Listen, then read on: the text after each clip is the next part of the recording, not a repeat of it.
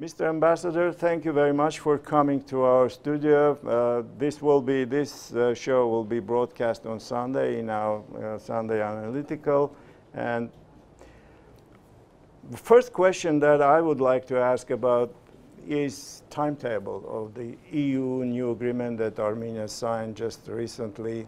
Can you share with us which comes first, and then what is the second? Just good. What comes first is my thanks to you for this opportunity. It's always a pleasure to be with you, to talk to you. We consider you to be a very important element of the media plurality in Armenia. So thank you very much. Thank you, Mr. Ambassador. Concerning the agreement, the most immediate task is to ensure the entry into force of the comprehensive and enhanced partnership agreement. Next week, the Armenian National Assembly will be conducting hearings and probably a vote on the ratification of SEPA. And that's very important because with the Armenian ratification, we can think about the provisional entry into force, provisional application of the agreement. If Armenia ratifies the agreement now, in the coming days, then we can expect that from the 1st of June, the agreement will be in provisional application. In the meantime, the ratification process on the EU side will continue. As you know, the first country to ratify was Estonia, and we know that other countries have already initiated the ratification procedure. So the ratification process on the EU side will proceed according to national legislation. We expect that mid-May there will be a debate in the European Parliament, and that the European Parliament will endorse the agreement, will give its approval by adopting a non-legislative motion, non-legislative decision to support the agreement, to approve the agreement. This is like independent from the national legislation. Yes, this is right? independent. This is something that's the beauty of the European Union, that you have national parliaments, but you have also the European Parliament, which has a voice in this process. Which will influence, sort of, no, the might impact. The blessing of the European Parliament, I said, is called non-legislative, but politically is very important. Yeah. So we have very much that all these decisions, important decisions, will happen in due time, and we will have from the 1st of June the provisional application. We know that our Armenian partners are working very hard to prepare the so-called roadmap for the implementation of different provisions of the agreement, in particular for the process which we call approximation. Approximation means the translation of EU directives, EU regulations, into the national legislation of Armenia. And we believe, as the effort on the Armenian part is very strong, that by mid-June, by the first session of the new Partnership Council, we can be in a position to adopt the so-called roadmap. And this roadmap will give the idea of what kind of obligations and commitments by what time horizon will be implemented. On our side, we are offering our assistance, be it technical assistance, be it financial assistance, to ensure a smooth implementation of the agreement. So this is the process. And when you say EU regulations, approximation process is actually suggests that Armenia should adopt these EU regulations as their own, right? And this is very important for Armenia because a lot of these EU regulations will improve, people's life, as I understand, or not. What is? I agree with you. This agreement, the main meaning, the main importance of this agreement is that it can provide a vehicle for modernization, vehicle for reforms. Because we believe that by adopting EU regulatory basis, Armenia can modernize its economy, can modernize different spheres of life, and some of these aspects are very important. Consumer protection, for instance, food safety. Yeah, it's a huge issue. Public procurement, yes. Huge. So if you look at the annexes of the agreement, some of these regulations have a very concrete date by which they should be implemented. In some cases, the approach is more flexible, but we understand from our discussions with the Armenian counterparts that they are looking very seriously in a very detailed way how this task should be implemented.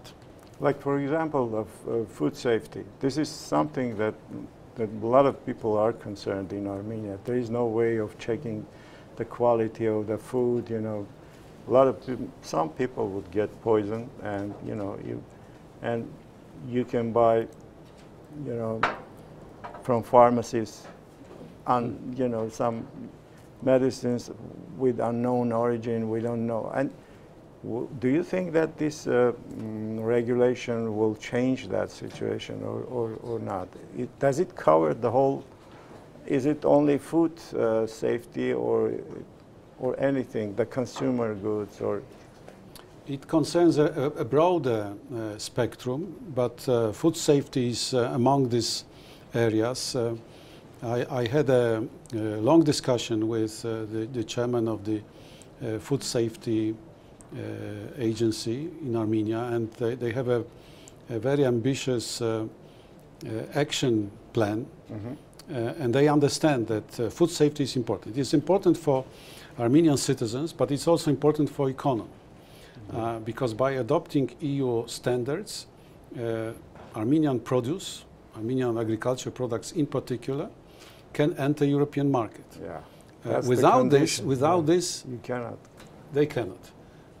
The rules are quite tough, and this process is proceeding. That's very interesting. Very interesting. So, will it cover only these products that go to the European market, or the whole food industry?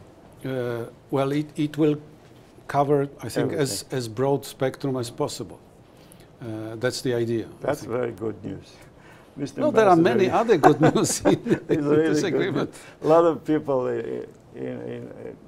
I know they're very much concerned about food safety. They always check, oh, what is this? Well, that it's outdated. Where this come from? You know, it's now if we have regulatory process on the ground, I think people can go and comfortably buy their food.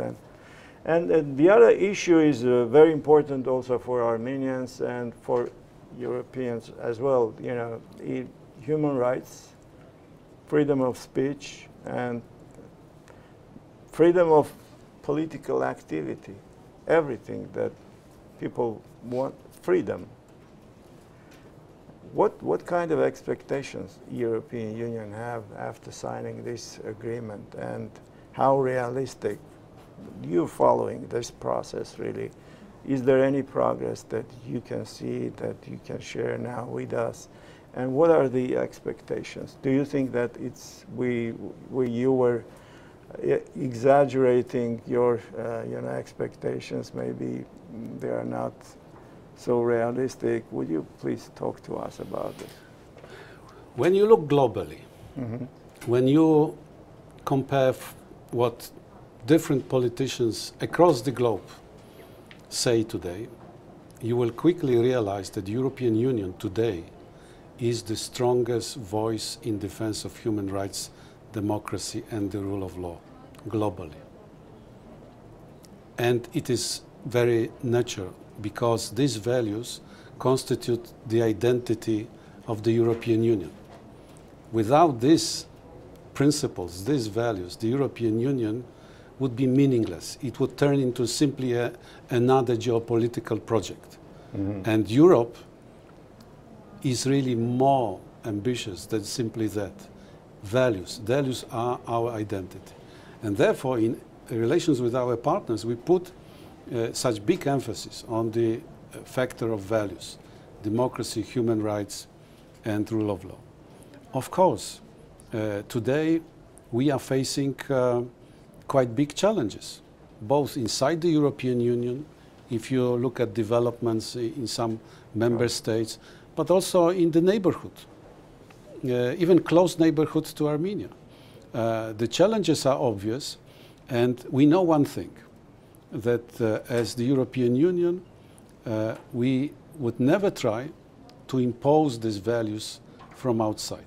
Mm-hmm. The European Union does not want to export values, does not want even to project these values. Why? It's a good thing to, you know, enforce or export good values. I think there are a lot of people who are willingly. The experience of the last 25 years is that these values should have the appropriate soil. They should grow from within. So what the European Union can offer is encouragement, support, financial, political, technical, but always these values will be a point of reference by which we measure the level of proximity with our partners. Mm-hmm. So definitely when Armenia tells us, Armenian leaders tell us that they want to build the relationship with the European Union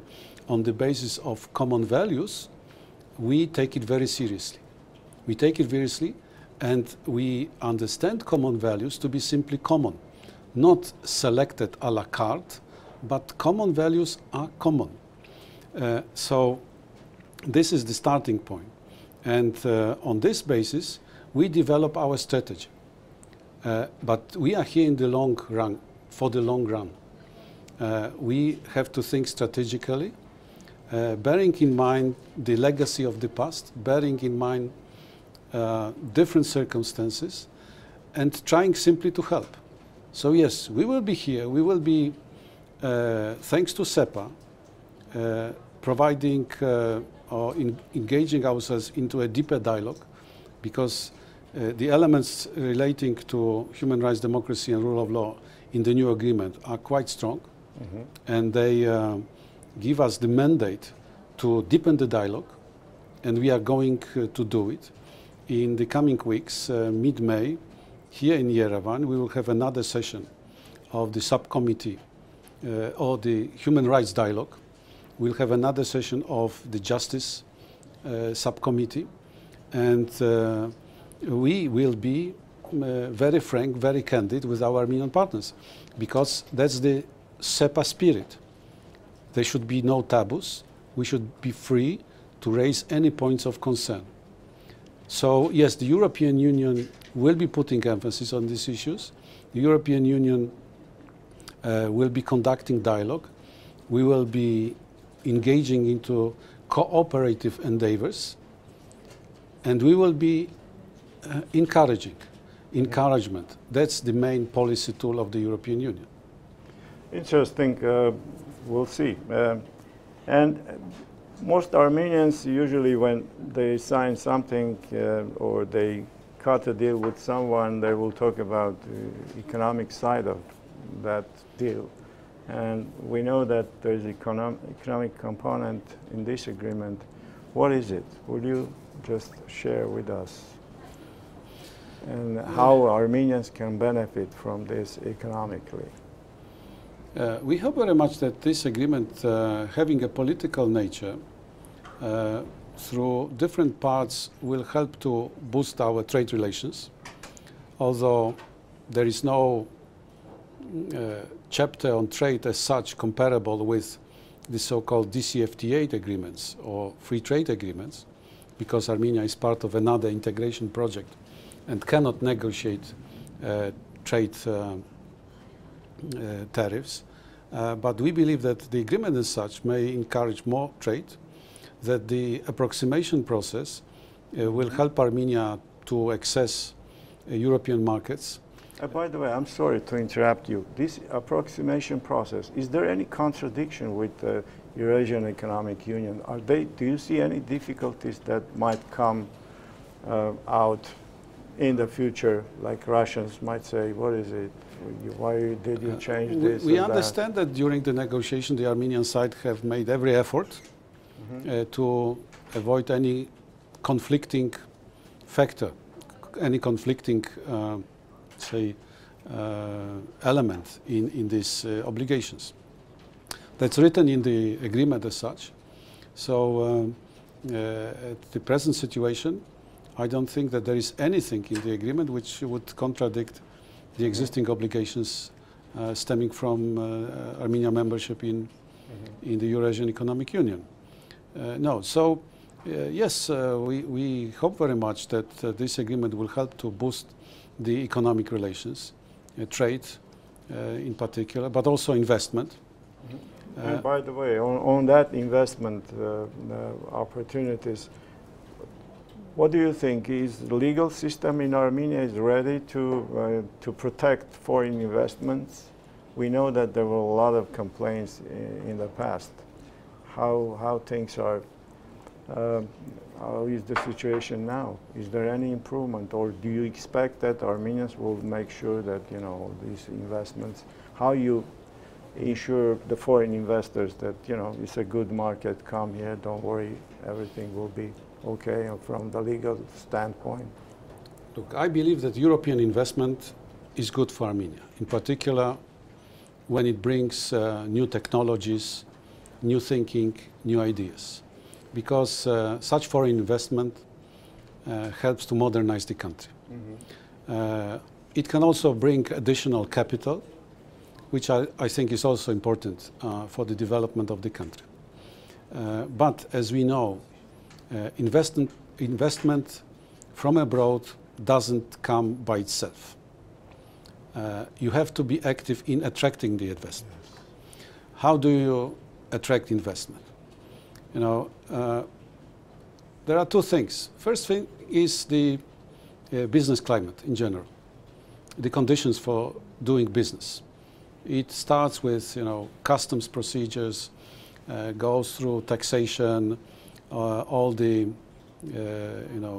elements of legislative and administrative regulatory basis. And in recent months, our European business partners tell us that there have been visible improvements, which I think is very good. For instance, the European invoices are accepted as the basis for customs fees, which I think is good because it was a long-standing request or demand by people active on the EU market to remove the so-called reference prices from the customs procedure. And several months ago, the government decided to accept the EU-issued invoices as the basis. Yeah, because when people say different prices, they're charging completely different, much higher prices at the custom, right? Are you talking about that? And now you can produce your invoices that you brought with you from Europe. From the European Union. And in the European Union, with the electronic registration of invoices, you can really rely on the credibility. But this is only for European investors or also for Armenians that are coming and selling their product or spending money? This is for Armenians importing goods from the European Union. Yeah. So it doesn't discriminate whether you are here as a foreign businessman or as an Armenian. That's due to your efforts, right? Your pressure, is that? I cannot claim anything due to common sense, because I think that we should congratulate each other that on such issues common sense prevails. And I think it's good. So investment has to be attracted. As you know, in the European Union, countries compete for investment because the market is very tight. If you want to have a very attractive, big or modern investment, you have to really make an effort. So active policies on the part of the Armenian government are also a prerequisite. But what counts is then, after you have transparent, predictable and enabling regulatory basis and active policy of attracting investment, you must have a very strong and independent judiciary to give the assurance of the European companies who are already coming here that in case of problems, in case of disputes, they can rely on the local but this independent is a huge judiciary. Issue, Mr. Ambassador, you know, as we know now, there are some improvements on the paper. You know, the Supreme Judicial Council was created, set up, which should guarantee like independence of the courts. But do you think that this will really be the case, or how strong is this reform? Can it itself just ensure, you know, independence of judiciary? People don't believe that. They still have some, you know, doubts about the independence of the courts. Yes, the European Union financed a project which was implemented here by international experts. And according to the analysis they did, around 30% of Armenians trust the courts. 30%. I don't know whether this figure is reliable or not. Those are the people who won the case. The other 70 lost the case. No, it should be 50-50 then. In civil suits, you have 50-50. Half people are happy, half are unhappy. In criminal cases, it's different, probably. All people who are convicted, they are unhappy. But jokes aside, from the EU point of view, reforming the judiciary, independence of judiciary is one of the most important tasks for Armenia. And when people ask me how to make democracy stronger in Armenia, how to make the rule of law stronger, how to make human rights stronger, how to make business activities stronger, I have the same answer. Independent judiciary, good courts, they are key to everything. Yes. And therefore, we put so much emphasis in our dialogue with Armenia, with the government, with the authorities, in our political and technical activities to help Armenia achieve this objective. Last year, we dispatched to Armenia a group of very experienced European judges and other people from legal professions, so-called peer review, where professionals from EU countries, different countries, Germany, Italy, Portugal, are presenting their view and giving their advice to the Armenian parts. We had a discussion. We are looking to a follow-up because we believe that some of the findings of this peer review are very important for Armenia. They identified certain priorities which are key for building independent judiciary.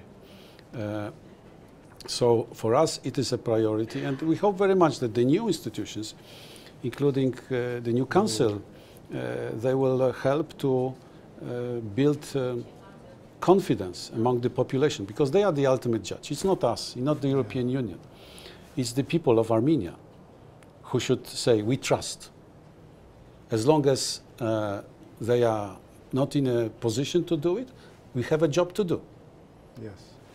So now let's go to the politics. And we know that the European Union is helping a lot in, like, if you take even human rights, freedom of speech, building democratic institutions.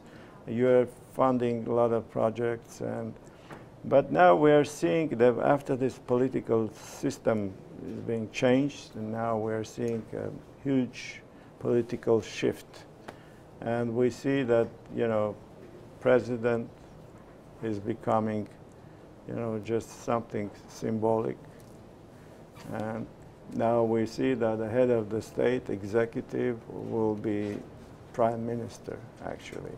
and the ruling party will nominate its candidate, and after which this candidate will be running elections in the parliament because ruling party has a majority, so it is almost certain that their candidate will win the elections. And now we know that a lot of people believe that the current incumbent president will be the candidate for the Republican Party, and he will be easily elected as prime minister.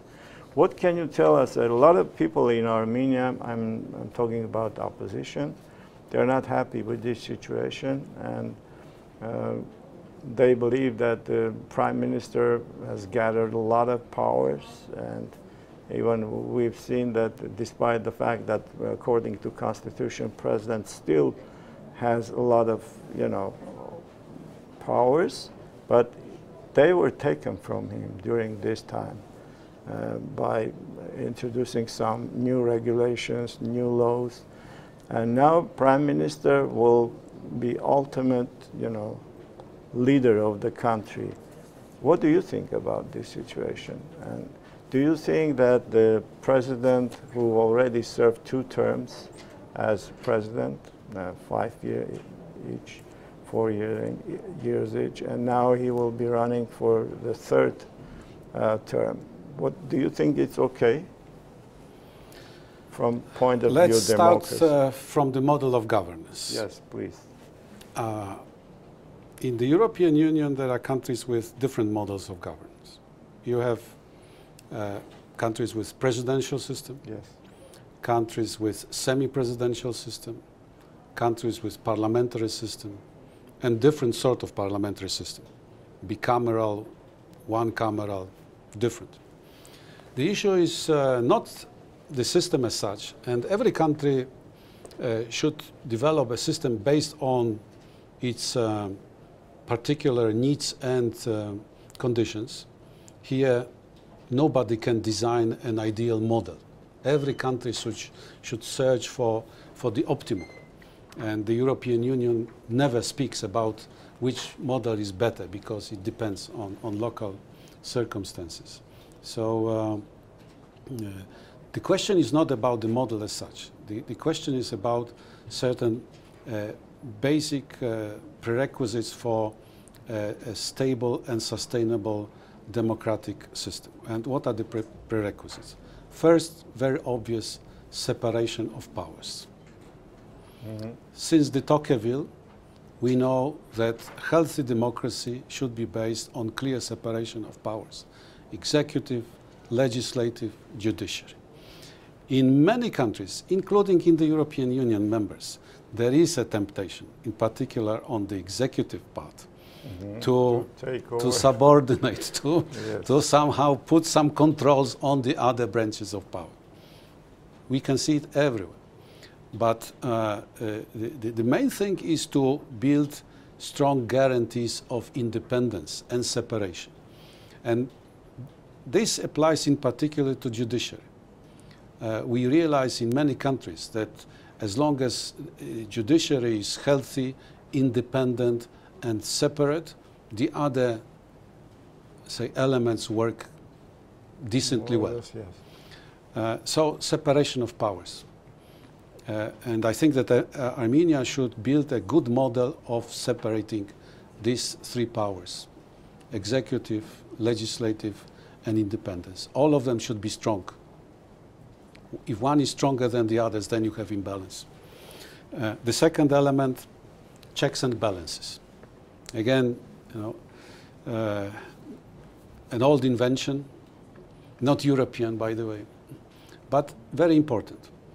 Between these branches and within the branches, you must have mechanisms for balancing prerogatives. Within the executive power, you have, for instance, balancing prerogatives between the president and the prime minister. Or you can have balancing powers between the central executive and local executive. Different between governmental structures and other public structures, including public. Within the legislative power, the same. There are different, say, examples in different countries. I don't want to develop our interview into a lecture. Yes. But these checks and balances between the branches and within the branches are very important. To some extent, they are part of the political culture. You have to really spend a lot of years to develop this type of checks and balances. Another element, very important, political neutrality of law enforcement. This is very important for the public confidence in the activities. Law enforcement meaning prosecutor's office, investigative committees, police, special services, and so on and so forth. Because these so-called power structures are very important. People have to develop very strong trust that they do not serve any political camp or any political structure, but they serve the state and the society as such, ordinary citizens. And this is very important. We see it in many other countries, including in the European Union countries. Mm-hmm. So these are the elements which are very important in the long term. No country has been able to develop a mature system of political governance within a short period of time. Some countries have the problem that they are still overcoming the legacy of the past, including the authoritarian reflexes, authoritarian habits, including in our mentality. People are people. They have mentality. So it's a big issue of mature political culture. I am an optimist because during my 2.5 years in Armenia, I could see that Armenians are genetically freedom lovers. They like to feel free. They like to be free to express themselves. They like to feel sovereign. So if you ask me, I have a lot of optimism for the future of Armenia, because you are not different from other Europeans that I know in this. You have a legacy, of course. You have different factors that have to be taken into account, including geopolitical factors. But as people, as a nation, old civilization, I don't think that you should have any inferiority complexes. And, but still we see that a lot of, as you said, there's still a long way to go before we have the perfect separation of powers. We still have to do a lot of work, as you were saying, And because we now have parliament, everything on paper is great. Like, you have almost parliamentary democracy, but you have very small opposition, which cannot change anything in the parliament. And you have technically another opposition group that is mostly siding by the ruling party. So these are the situations that are still exist. Weak opposition is a problem for many countries, also for some EU members. Sometimes it happens by accident. But let's remember that democracy is defined not as the rule of majority. Democracy is about the rights of minorities. Yes. The health of democracy in any society is measured how people who are in minority are treated, what kind of voice they have in the discussions concerning the future of the country. So I hope very much that the political culture in Armenia will produce, fully balanced and with full spectrum of ideologies and, say, political affiliations, party system. Although when you look at Europe, things are changing. Why they are changing? If we can switch for a while to the European question, but you can see in Europe the demise of the traditional parties. You take France, for example, or Yes. even Italy to some extent.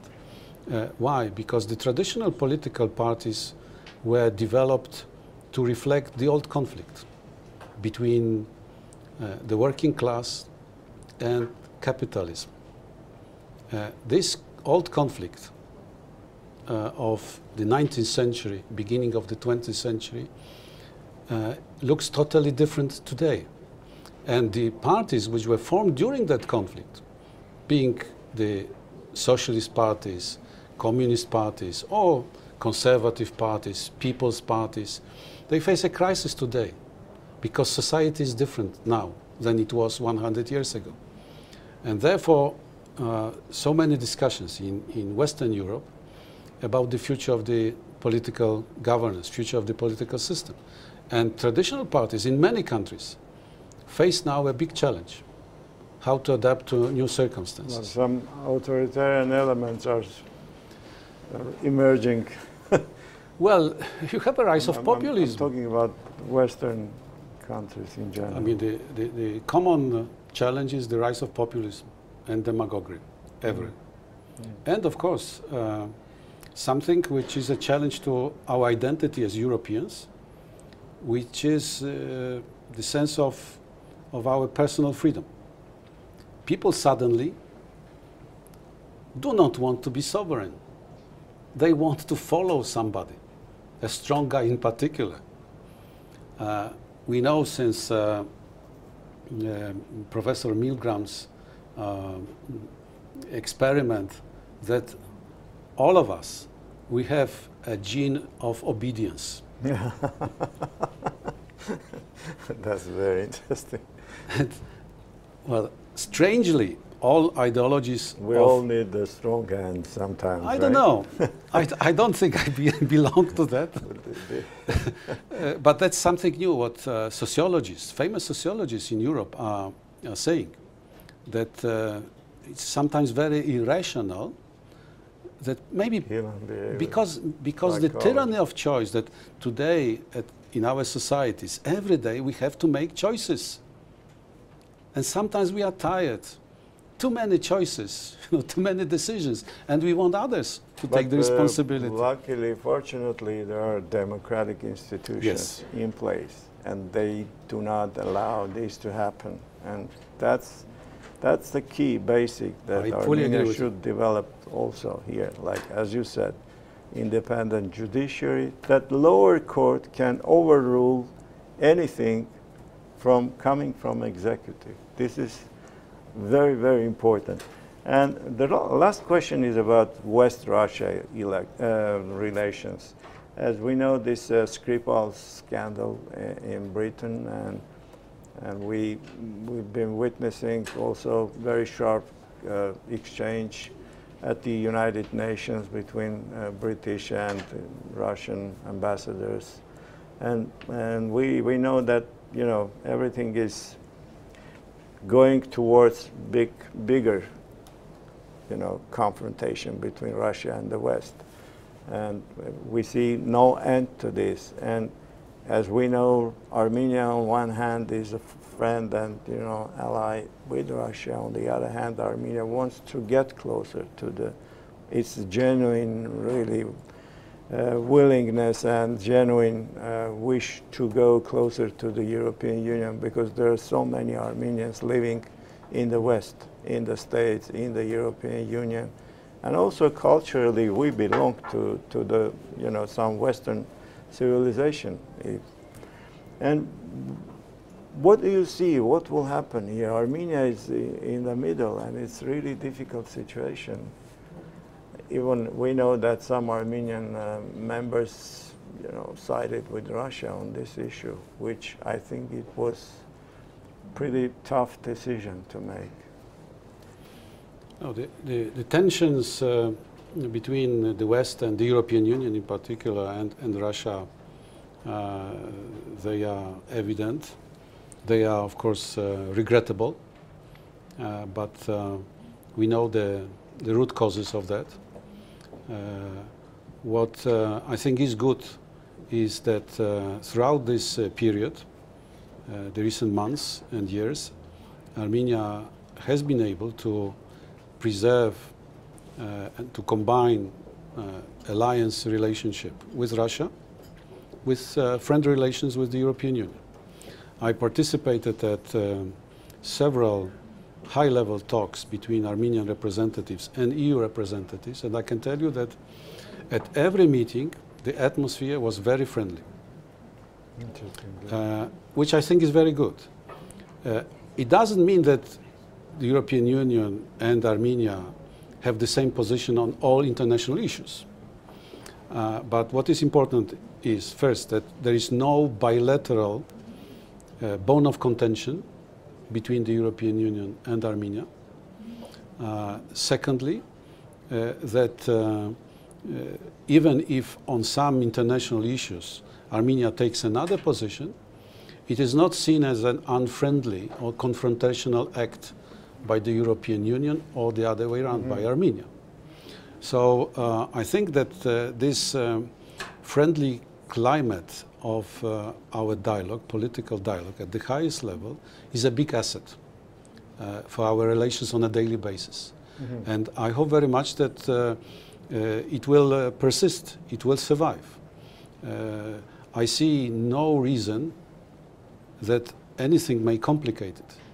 And I think that Armenian partners are doing a good job, because I think that this multi-horizon, multi-vector foreign policy is the best recipe for Armenia. I think this is the way to go about, to face the challenges.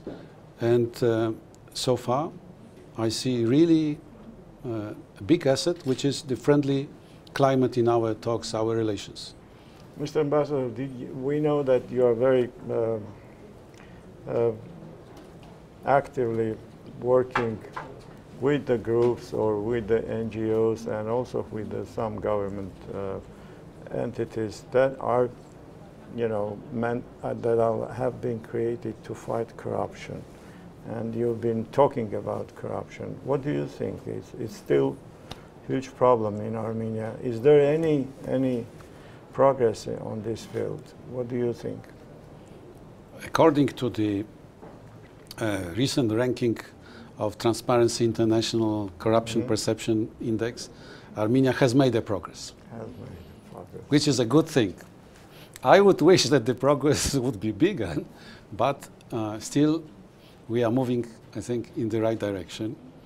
But of course, here we can discuss how perception reflects the reality.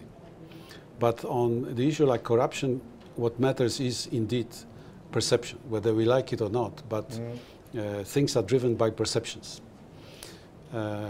I think it's very good that quite soon the new anti-corruption body will be operational. Our experts say that this is a very important development. Are civic groups joining them or not? Or well, I think that the body will be formed in the coming days. So I don't know what will be the composition of the council.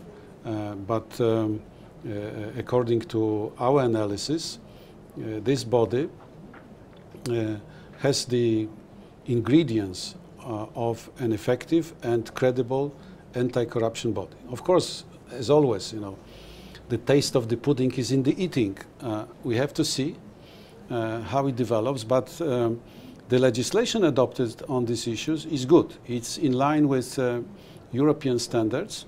So what Armenia needs now is good implementation, sincere implementation, with the engagement of other agencies, because the new anti-corruption agency has quite tangible prerogatives, but still the investigative part will be done by the existing. And then the courts, also very important.